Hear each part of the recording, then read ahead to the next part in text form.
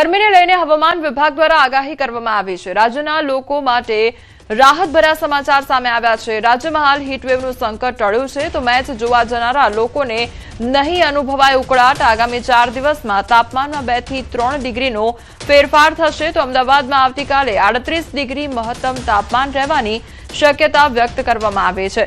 અરબ સમુદ્રના ભેજવાળા પવનને કારણે તાપમાન વધ્યું નથી તો દક્ષિણ પશ્ચિમના પવનને કારણે ભેજવાળું વાતાવરણ પણ રહેશે। 4 दिन में 2 से 3 degree gradual rise maximum temperature और मिनिमम टेम्परेचर दोनों में एक्सपेक्ट कर सकते हैं। उसके बाद एनर्जी नो लार्ज चेंज रहने की उम्मीद है। और जो हॉट एंड ह्यूमिड की बात करें तो डे 3 और 4 में थोड़ा सा टेम्परेचर ज़्यादा रहेगा। तो कोस्टल एरियाज़ में गुजरात रीजन में डे 3 और डे 4 में हॉट एंड ह्यूमिड रहेगा। और जो सौराष्ट्र कच्छ है उसमें day 3, day 4, day 5 hot and humid की संभावना है। जो मैक्सिमम टेम्परेचर्स हैं आज अहमदाबाद की अगर बात करें तो आज 37 के आसपास रहने की उम्मीद है। और कल की बात है तो 38 के आसपास मैक्सिमम टेम्परेचर रहेगा। जो अरेबियन सी से जो लोअर लेवल है और मिड लेवल है उसमें काफ़ी मॉइस्चर आया अरेबियन सी से, साउथ वेस्टर्ली विंड्स थी जिसकी वजह से टेम्परेचर भी ज़्यादा नहीं बढ़े। और जो मॉइस्चर है वो सुबह थोड़ा सा मिस्ट जैसी कंडीशंस नज़र आई थी क्योंकि ह्यूमिडिटी ज़्यादा हो गई थी। रीजन थोड़ा सा साउथ वेस्टर्ली विंड्स आई हैं जिसकी वजह से मॉइस्चर है, जितना एक्सपेक्ट कर रहे थे टेम्परेचर उतना एकदम से राइज नहीं हो रहा है। जो राइज है वो डे 3 और डे 4 में ज़्यादा है, इस वजह से हमने हीट वेव हटा दिया है। तरफ अमदावादने 2030 कॉमनवेल्थ गेम्सनी यजमानी मળી ગઈ છે ત્યારે બીજી તરફ અમદાવાદ 2036 ઓલિમ્પિકની યજમાનીની દાવેદારી કરી રહ્યું છે। ત્યારે વર્લ્ડ ક્લાસ સુવિધાઓ પર મનપાનું ફોકસ વધ્યું છે જેના ભાગરૂપે શહેરમાં આધુનિક સુવિધાઓ ઊભી કરવાની તૈયારીઓ શરૂ થઈ ગઈ છે। જાહેર પરિવહનને વધુ સ્માર્ટ બનાવવા માટે એએમટીએસે શહેરના બસ સ્ટોપને સ્માર્ટ બસ શેલ્ટરમાં પરિવર્તિત કરવાનો નિર્ણય કર્યો છે। આ સ્માર્ટ બસ શેલ્ટરમાં વાઈફાઈ, સીસીટીવી કેમેરા અને ડિજિટલ એલઈડી ડિસ્પ્લે જેવી સુવિધાઓ ઉપલબ્ધ રહેશે જેથી મુસાફરોને બસના સમય અને આવનારા બસ અંગેની સંપૂર્ણ માહિતી મળી શકશે।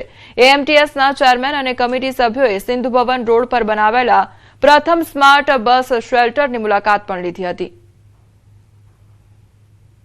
શહેર એ સ્માર્ટ સિટી બની ગયું છે તેને લઈને જ અમદાવાદ શહેરમાં હવે જે રીતે ઓલિમ્પિક્સ અને કોમનવેલ્થ ગેમ્સની તૈયારીઓ થઈ રહી છે તે અંતર્ગત જ હવે એએમટીએસ પણ તેનું નવીનીકરણ કરી રહ્યું છે અને એએમટીએસ પણ હવે સ્માર્ટ બનવા જઈ રહી છે। એએમટીએસ જેટલા પણ શેલ્ટર આવેલા છે, જે બસ સ્ટોપ આવેલા છે તેને હવે સ્માર્ટ તરફ લઈ જવાનું એએમટીએસ આયોજન કરી રહ્યું છે। જોઈ શકો છો આજે ઊભો છું, આ કોઈ કેબિન નથી પરંતુ આ એએમટીએસ નું એક સ્માર્ટ શેલ્ટર જોવા મળી રહ્યું છે। એક આધુનિક આ બનાવવામાં આવ્યું છે એલઈડી ટીવી, સીસીટીવી ડિસ્પ્લે સાથે અને સાથે જ શાંતિથી કોઈ પણ વ્યક્તિ ઊભો રહી શકે, ગરમીના સમયમાં પણ આરામથી તે ઊભો રહી શકે, વરસાદના સમયમાં પણ તેને વરસાદ ન નડે તે પ્રકારની આખી વસ્તુ જોડે છે એએમટીના ચેરમેન ધમસીભાઈ દેસાઈ। ધમસીભાઈ, અમદાવાદ શહેર એ સ્માર્ટ શહેર, હેરિટેજ શહેર તો બની ગયું છે પરંતુ હવે એએમટીએસની જે બસો અને એએમટીએસના જે બસ શેલ્ટરો છે એ પણ હવે સ્માર્ટ બનવા જઈ રહ્યા છે। શું આની ખાખી ખાસિયતો છે? અમદાવાદ મ્યુનિસિપાલિટી ટ્રાન્સપોર્ટ સર્વિસનું આ એક નવું બસ સ્ટોપનું અત્યારે એક પ્રયોગ કરી રહ્યા છે। આની એક અત્યારે નવું સેન્ટર માટેનું અમે ટેન્ડર બી ફ્લોટ કર્યું છે। આના આજે અત્યારે આપણે જોઈ રહ્યા છીએ એવા 100 બસ સ્ટોપ બનવાના। આ બસ સ્ટોપની અંદર સીસી કેમેરા, બેસવાની સારી સુવિધા, વાઈફાઈ સાથેનું આ બસ સ્ટોપ છે। આના અંદર અમદાવાદ નગરજનો સારામાં સારી સુવિધા લઈ અને અમદાવાદ એમટીએસની સફર કરી શકે એના માટેના સંપૂર્ણ પ્રયત્ન કરવામાં આવ્યો છે। આજ એસએસનું જે અત્યારે જોઈ રહ્યા છે એવા 100 ટોટલ અમદાવાદમાં બનશે અને બાકીના આવા 700 એ એસએસમાં એટલે પેલા લોખંડના જે બનશે પણ ડિઝાઇન બધી આજ પ્રમાણેની હશે અને આજ સારી રીતે ઉપર એલઈડી અમુકમાં હશે 100 બસ સ્ટોપ પર, બાકીની જાહેરાત સાથેના પણ બધી જ બાકીની વાઈફાઈ, કેમેરા અને એલઈડી જે સ્ક્રીન છે એ બધામાં હશે તો બી એમાં જાણ થઈ શકશે। ચોક્કસ આમાં દ્રશ્ય બતાવીશ, આપણે જોઈ શકો છો કે આ સીસીટીવી છે, એટલે સીસીટીવી પણ મૂકવામાં આવ્યા છે। આખું આ જે સ્માર્ટ શેલ્ટર હોમ છે તૈયાર કરાયું છે, એસએસ આખો ઉપયોગ કરવામાં આવી રહ્યો છે, કોઈ પણ વ્યક્તિ સરળતાથી બેસી શકે તે પ્રકારની આખી વ્યવસ્થા છે ઊભી કરવામાં આવી રહી છે। અને આવા ભવિષ્યની અંદર કહી રહ્યું છે કે 800 થી પણ વધુ શેલ્ટર છે ઊભા કરાશે, જે કહી શકાય કે અમદાવાદ શહેર જે સ્માર્ટ ટેગ લાગ્યું છે તે તેને વધુ સ્માર્ટ કરવા માટેનો પ્રયાસ એએમટીએસ હાલ અહીં કરી રહી છે। જિલ્લા વિકાસ અધિકારી સામે શિક્ષણ સંઘ દ્વારા રજૂઆત કરવામાં આવી। રાજકોટ ડીડીઓ દ્વારા પરિપત્ર બહાર પાડવામાં આવ્યો છે। જેમાં સરકારી શાળાના શિક્ષકો અને આચાર્યો શાળાની આસપાસ 100 મીટરના એરિયામાં તમાકુ સિગારેટ વેચનારા વિરુદ્ધ દંડ ફટકારશે. તો શિક્ષણ સંઘે આ પરિપત્રના અમલ અંગે રજૂઆત કરી છે કે શિક્ષક દંડ વસૂલવાની કામગીરી કરશે તો શૈક્ષણિક કાર્યો પર અસર પડશે તેમજ કાનૂની વિવાદ ઊભી થવાની પણ શક્યતા વ્યક્ત કરવામાં આવી છે.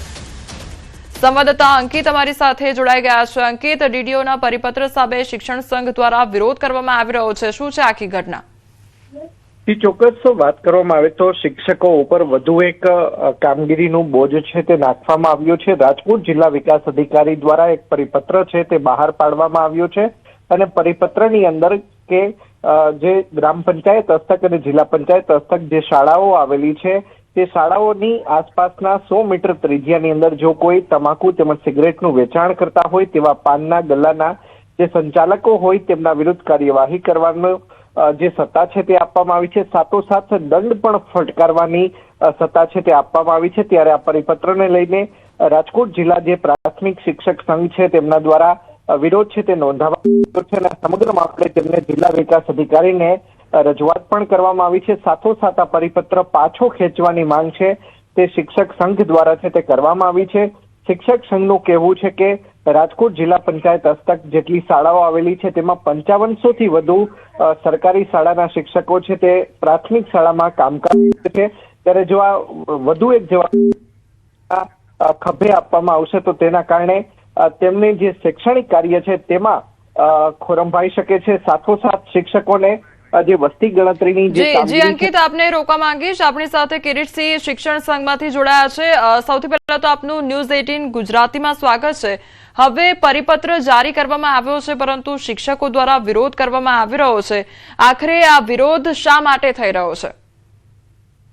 જી મેડમ, એમાં એવું છે, અમારા ડીડીઓ સાહેબે એક પરિપત્ર કરેલો છે કે શાળાથી 100 ત્રિજ્યાની અંદર 100 મીટર ત્રિજ્યાની અંદર તમાકુનું વેચાણ થતું હોય તો એમને દંડ કરવાનો.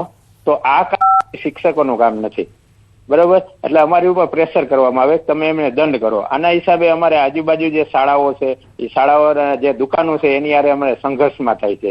બીજું કે 30% એવી બહેનો છે કે એને દંડ ભરવો પડે. એટલા માટે અમે આ પરિપત્રનો સખ્ત વિરોધ કરીએ છીએ. જી કિરીટસિંહ, એટલે અવારનવાર આ પ્રકારની જવાબદારીઓ શિક્ષકોને આપવામાં આવતી હોય છે. તે પછી કોઈ પણ મોટી બીમારી આવી જાય કે પછી અન્ય કોઈ જવાબદારી હોય તો તે બધી જ જવાબદારી શિક્ષકોને આપવામાં આવતી હોય છે અને વધુ એક આ જવાબદારી સોંપવામાં આવી છે. એટલે શું કામનો બોજો પણ વધી જતો હોય છે શિક્ષકોને? આજે કોમલજી, હવે જે વાત એવું છે, કોઈ પણ હમણાં જ વિધાનસભાની અંદર આ પ્રશ્ન ઉઠ્યો હતો કે શિક્ષકોને ઘણી બધી કામગીરી સોંપવામાં આવે છે પરંતુ રાષ્ટ્રીય કામગીરી હોય અમે હોશથી કરી છે. અમને તમને ખ્યાલ હોય તો SIR ની કામગીરી તમામ શિક્ષકોએ ખંતથી કરેલી છે, બરાબર? એટલે રાષ્ટ્રીય કામગીરી હમણાં વસ્તી ગણતરી આવે, ઇલેક્શનની કામગીરી, એમાં શિક્ષકો કામ કરે છે પરંતુ આ કામગીરી છે શિક્ષણને લગતી નથી. ભલે તમાકુ નિષેધ છે એ માટે જનજાગૃતિ આવવી જોઈએ, એ બાબતની સારી છે કે એનામાં અમે જાગૃતિ લાવી પ્રાર્થના સભાની અંદર આ કાર્યક્રમ કરી છે. નાટક દ્વારા લોકોને જાગૃતિ આપી છે કે ભાઈ તમાકુનું સેવન ના કરવું જોઈએ. પરંતુ જે ગલે જઈ અને જે દંડ આપવાનું કામ છે એ અમારું કામ નથી. માનો કે આપણે સરકારનો નશાબંધી વિભાગ છે તો એને આ નશાબંધી વિભાગને આ કામગીરી સોંપી શકાય, પોલીસને પણ કામગીરી આ સોંપી શકાય.